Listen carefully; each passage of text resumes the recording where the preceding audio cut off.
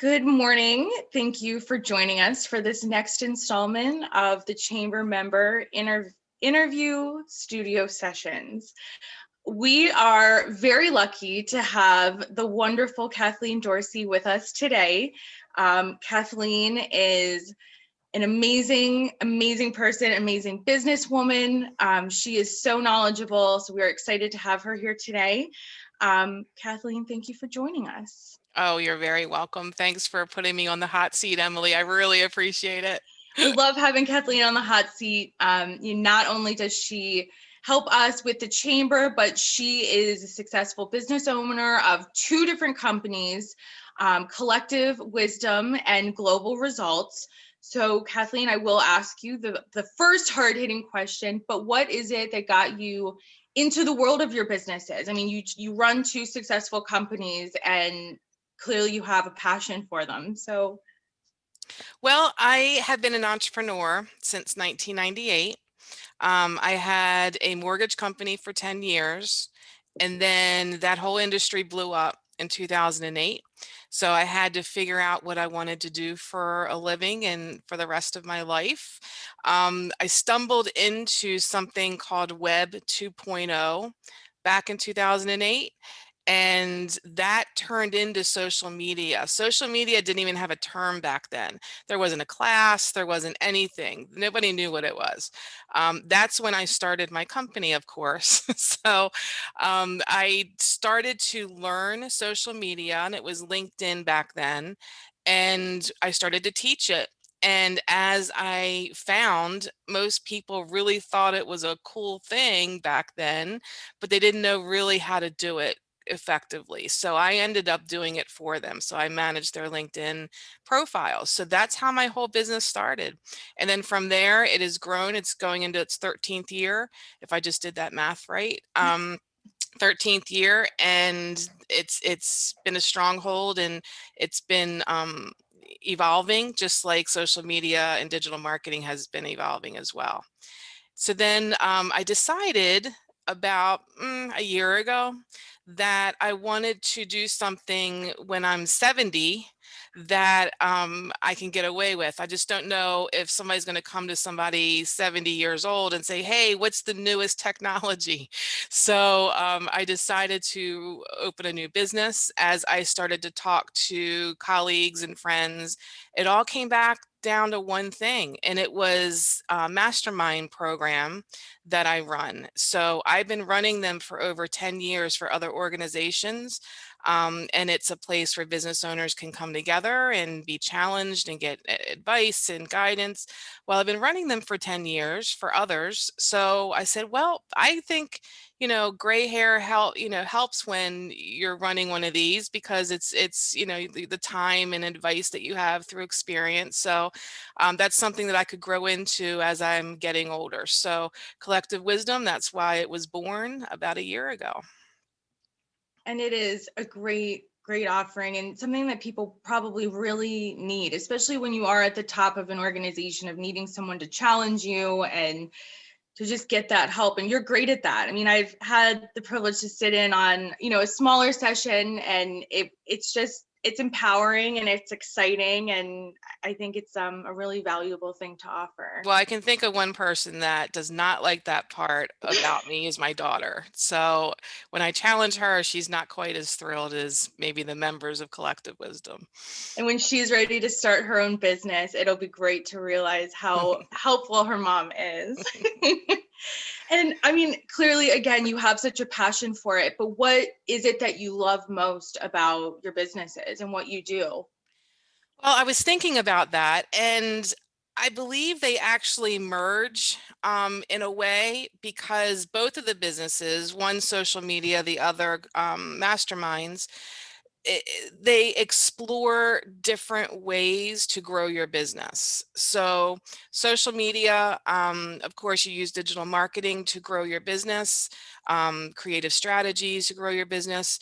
Collective Wisdom, you're going to use guidance and focus and being held accountable, and that will result in growing your business too. So that's really one of the favorite parts that I love about both businesses, is that I see my clients succeed, and I see them moving forward, and that just makes me happy. I love that. And it does. I mean, it really makes sense that you're great at that because they do play off each other in a really important way. So obviously you've had a really interesting career path and all that you've accomplished. Has there been, a favorite moment during your career so far? Oh, my answer 10 years from now will probably be different. My answer 10 years ago was probably different. So right now in my life, I would say one of my favorite one of my favorite times, I guess, is that I mentioned to a family member when I was, I don't know, 30 something, that I was going to open up Atlantic Mortgage, my first business. And I had been in the mortgage business for 10 years at that time, and I just knew that I could do it. So the comment that I got was, "Oh, okay, just get it out of your system." And that has always stuck with me because it was kind of like it was not taken seriously, and it was a challenge for me. So then later, when my business was acknowledged by the Baltimore Business Journal as one of the fastest growing businesses, was acknowledged by Smart CEO magazine as, one of their businesses they highlighted, it kind of made me feel validated. So that's probably one of the favorite part of my career path, that I can think of right now. I love that. Yeah. That's great. I didn't know that, so that is also really enlightening. I love that a lot. How about any funny or interesting moments along the way? I have plenty. One that sticks in my head, and I actually bring it up to some new clients that I think need to understand expectations of social media results, is I was hired by, it was a multi-million-dollar company in Columbia, Maryland. They had three divisions I ended up taking over all the divisions for social media, but we were in the beginning, so I had one, and we had this meeting with all the C people, all the CMO, CIO, like all the C people. And we were sitting around a table, and the CEO says to me, "Kathleen, I just want to know, how long is it going to take for me to get 1 million followers on Twitter?" And I said, "Doug, when your name is Britney Spears." Because back then, because this is a while ago, back then she was like known as the one with the most followers, and everybody kind of laughed. I didn't know how it was going to go over, but everybody kind of laughed, because I mean, and that was just a funny moment to me, because he had these huge expectations, and to have 1 million followers is what he wanted, but he didn't understand really how social media worked. So that always sticks with me as a funny thing. Kathleen had to put it into perspective for him. Yes. That's great. I mean, really, because you wouldn't know No, otherwise. right. All right. So now shifting from the hard-hitting questions to the hard-hitting personal questions. In your wide vocabulary, do you happen to have a favorite word or phrase that you like to use? Um, I have many. I think one of my favorites is the phrase, "Why not?"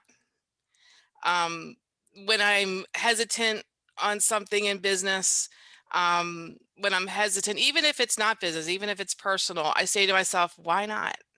And that kind of pushes me. So that's probably a phrase that I lean on when I make decisions and things like that. It doesn't sound real sophisticated, but it works for me. That is a good question to keep going. I mean, it does challenge you, so it creates a lot of good, I'm sure. Why not? And how about a favorite sound or a noise that you enjoy listening to? Oh, that's an easy one, the ocean. Um, my big life plan is to sit on the beach and run my businesses and watch the ocean all day. So yeah, that's a no-brainer for me. That's a really good one. And again, I know you've had a really interesting career path, all the things that you've done and accomplished. I mean, it's really inspiring. If you weren't doing what you're doing now, what would you have liked to try or don't do next? Well, this is definitely in the past because my knees wouldn't allow this for the future, but I absolutely would have been a professional tennis player. I've always had a passion for it. Thanks to my mom. My mom made me take my first tennis lesson, and I didn't want to take it. But I ended up teaching tennis during college, and I just loved it. I could be on the tennis courts just like the ocean. I could sit there on the beach all day. I could be on the tennis courts all day. So that's probably what I would have liked to have done if I had the chance or a really good coach. I love that. Okay, and one of the last question, but also one of the most important that I always like to ask. What is the one business lesson that you wish you would have known prior to starting your career? There's a few. Can I say a few? Of course. Okay, I'll keep it to two. Okay. One is to be bold. Mhm. Don't be hesitant. Um, and that encompasses knowing your value. So I tended to not always um, charge what I should have charged for my knowledge and my expertise. Mhm. And that goes back to being bold. And so that would be a lesson that I would say, don't be hesitant, be bold. I'm actually right now, I'm in the middle of watching The Men Who Built America. It's on Prime, I think. And all of them, they go through the Vanderbilts, Carnegie, Rockefeller, they go through all of them. And all of them were bold. And it just kind of hit home for me. So that's one thing. The other thing is to get money when you don't need it. That's a good one. My mortgage company, I have financed all three of my companies on my own. My mortgage company as well. My mortgage company grew to a seven-figure business, was doing great. And then the whole crash came and I couldn't get any lines. I couldn't get anything to help me get through that. So if I had a line of credit, sorry if you hear my dog. If I had a line of credit earlier on when I really didn't need it, that would have been a different world for me back then. So if you own a business, get a line of credit now, even though you don't need it, because you will one day. It's a good one. Thank you, Kathleen. You're welcome. We love having you. Love learning a little more.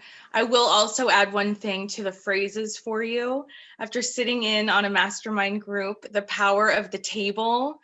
Kathleen started saying it at a few meetings, and really, if you're considering looking into any services like that, it really is a powerful class to be in, and she is great. So it's a good phrase too. It's brilliant.